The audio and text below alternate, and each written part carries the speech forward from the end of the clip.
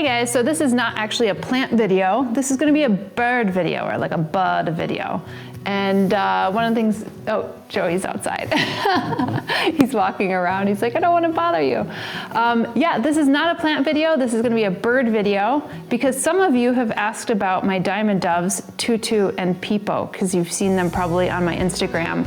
And I haven't really been incorporating them into any of the videos, largely because they kind of like to keep to themselves, and they weren't as social as like Kippy, for instance. Kippy was attached to my hip. TuTu and Pepo, they're kind of in their own little world. So let me step back and tell you how this all came to be, because I was not looking for birds in my life, especially now traveling back and forth between Brooklyn and upstate New York. It's like a little of a logistical nightmare. But one of the volunteers, Ray, at the chicken coop that I've been volunteering at for the last 4 years in Brooklyn, took a photo while I was gone, when I was upstate, and she said, hey, there's a little baby dove in the chicken coop. And she sent a photo, and I was like, that is not a baby dove, that is some kind of exotic dove. It turned out it was a diamond dove. And I said, well, if you could catch it, please wait, because I'm coming back the following day, and I'll take it. Well, the bird flew out in the morning, but it did come back the following day, and I was able to catch the dove. I mean, it was looking, basically, doves are very social creatures, so it was like looking probably for friends and food, and so it actually spent that one night roosting with the chickens in the chicken coop. So in rehabilitation terms, oftentimes rehabilitators will say that the dove is quote unquote self-saving itself. TuTu is what I named her, and then because she is a wild bird in Australia, but they can't survive out in the wild here in the United States, especially, we found her in like late summer months when it was hot. They're used to more arid conditions in Australia, but she would have never survived when it started getting a chill in the fall or winter. So I brought her in. And I assumed she was a she because everything that I looked online about diamond doves is that the male is very vocal compared to the female. And she didn't seem to have like too big of an eye ring. So the male and the female are sexually dimorphic, which means that they diverge in look, albeit slightly. So the male is slightly larger, has a slightly larger orangish pink coral eye ring. And then the female has like a slightly thinner eye ring. And I didn't really want to get a male. She was very upset being alone. You could tell that she was really lonely. She would look outside the window and just be longingly looking out at the other birds. So it was clear that we would need to get her a partner.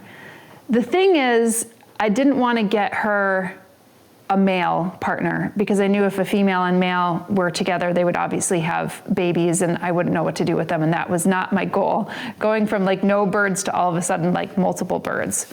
But I also didn't want to buy one, and diamond doves are actually very uncommon in the United States. I mean, people have raised them, but they're like more common, it seems, like in Asia, for instance. Maybe you could get them from Australia to Asia much quicker, but you usually see like zebra finches, which are actually from the same area as diamond doves, parakeets, things like that people have here, parrots. I didn't want to like buy one on the market. I would rather find one maybe at a rehabilitation center. Maybe there's one like TuTu who was probably either let go or maybe she escaped out the window. So I started calling all the rehabilitation centers like all throughout New York, New Jersey, and no one had any. And Wild Bird Fund, which is where I got Kippy and some of the other hens, basically said they hadn't had one since 2015. So I was feeling kind of hopeless trying to find somebody with like an extra diamond dove that could keep TuTu company. But I called Lonely Gray Rescue, which is down in New Jersey, and they didn't have one, but literally like 3 days later, an older woman who was in her 90s actually brought in this diamond dove. And I asked Lonely Gray Rescue if it was a male or female, and they said, oh, it's a female. So I was like, this is perfect. So I went down there, Sandra, drove me down, and we picked it up. And it didn't really make much noise because I think it was a little maybe stressed. And you can't really tell if it's much larger than TuTu because I didn't have TuTu with me. but I could already see that the eye ring was much thicker than TuTu's. And I even mentioned it to Dan at the Lonely Gray Rescue. I was like, this looks more like a male. And he's like, nah, with breeding and the breeders, it's definitely a female.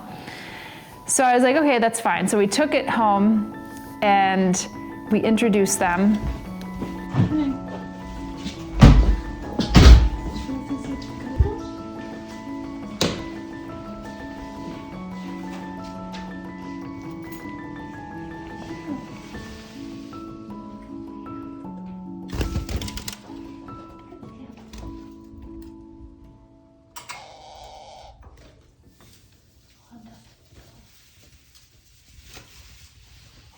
And I called the TuTu's friend now Pipo, and immediately when Pipo saw TuTu, he started to do a little mating dance. And what they do is they put their beak down, and they go. It's like called a bow coo. So they bow, a bow coo, and so they bow, and then they spread out their tail feathers like this.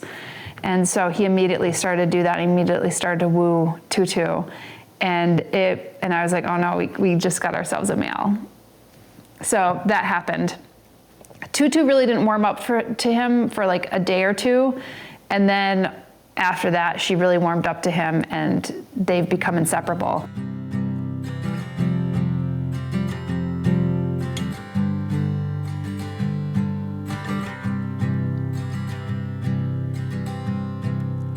Be here at my shoulder. Be here in my side. Be here when the cold night falls and in the morning light. So inseparable that they ended up having 2 eggs recently. But what I've also found out, and I've read in books now, because I have a Diamond Dove book, is that when they're first-time parents, they're kind of like, they just kind of don't know what they're doing. And at first, the nest dropped out of the tree because they spend a lot of time moving in and out of the nest, and they were jostling it around, and it dropped from the crotch of the tree. And when that happened, one of the eggs got a little crack in it, unfortunately. So I picked the nest back up, we bolstered it up, I put the eggs back in, and they were sitting on them. The other thing that they did kind of wrong is that they are supposed to lay eggs within 2 days of one another. We didn't notice any eggs being laid within 2 days of each other. The second egg was laid almost a week later. So what they typically do when they lay an egg within 2 days of one another, they won't sit on that first egg. They won't incubate it until the second egg is laid, and then they'll sit on them together so they, hatch at the same time. That didn't happen.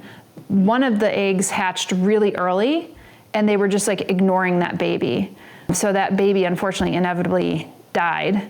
And then they were keeping on sitting on the second egg, but that was the second egg that was cracked. And then I held a light up to that egg and saw that there was no baby in that, which was unfortunate. But I realized how clumsy these birds are because I gave them a nest, like a bird's nest, and then they kind of build on top of it, and they build like a really shallow nest. So it's very easy for them to just like kick the baby out or kick the egg out. And that's, kind of exactly what happened with Pipo. He ended up like soccer balling the egg out of it. And the only reason why we knew this is because we had the camera on them.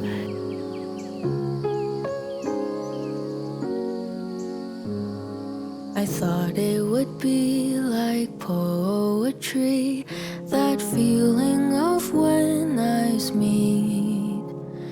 They said it would feel so easy, like how a bird takes to the trees.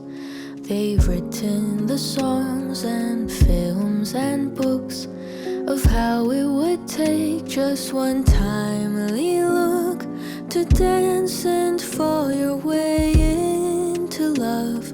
And that's how you'll know he's the one. It feels like way back when. I wish I had known it then. There's there's no such thing as a soulmate, 'cause love is what you make of it. I think I've got a taste of it. I wish I had known all of this before. I wish I had known, but at least now I know.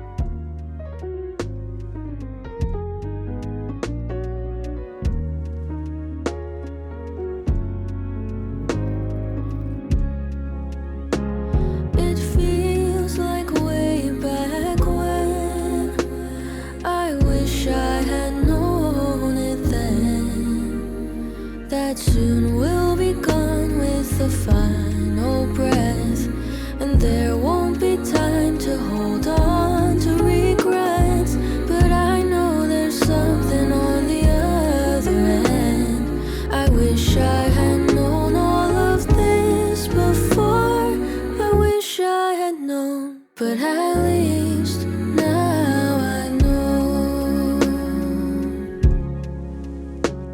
I wish I had known, but at least now I know.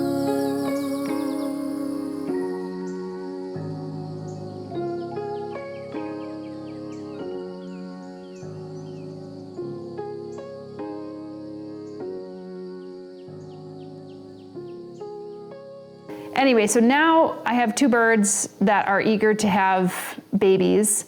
And I did find somebody within the plant community, Liz, thank you so much, who wants to take a baby or two off her hands, so that's great. But I won't let them lay eggs all the time. I actually bought these little fake eggs that I could put into the nest, and I could take the other eggs out before they end up hatching, and they'll just sit on those fake eggs. But I think this second time around, because they weren't successful in that first time around, I'll have them, try to hatch these eggs in the second time around. But I'm really not interested in breeding them, and like I said, I really wanted to get another female friend for a TuTu, and I think that socially would have been acceptable, but diamond doves are so hard to come by.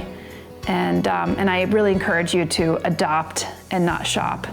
I think it's really good if you could go to a rehabilitation center and you could get a bird, or if you find somebody like, TuTu, where she clearly wouldn't have been able to survive outside. I think those are better options because there's just so many animals, there's so many birds out there, so why would you go to a breeder, for instance?